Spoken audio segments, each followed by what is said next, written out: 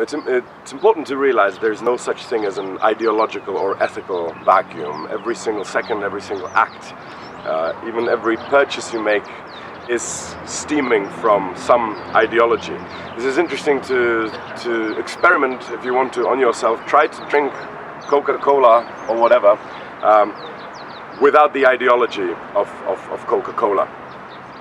Imagine that you're in medieval times and that the only taste that you know is water, wine, beer and milk, and try to drink Coke, and you will see that it actually doesn't taste very good. What tastes good about Coke is the ideology of freedom, of capitalism, of a little bit of American pop culture. And what's quite transparent in this example is, as you are drinking Coke, you are also drinking the guilt, the blame of, being too fat, of partaking in consumption, of sort of being symbolically, because you are what you eat and drink, symbolically part of this system with which you are also partially disagreeing.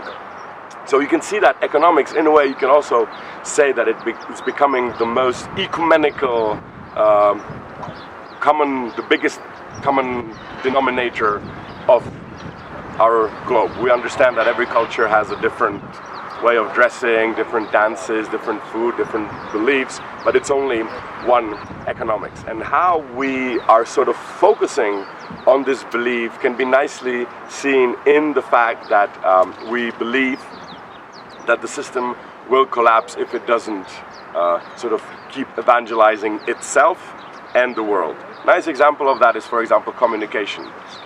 Well, I still remember when communication, you didn't need markets for communicating. So when I communicated, I was talking with another person. In my lifetime, communication became telecommunication, and when I'm communicating, 90% of my communication, possibly, I already need the market. When I'm talking with my mother, technically speaking, it looks like or sounds like I'm talking with my mother, but in fact I'm talking to a machine that sounds like my mother.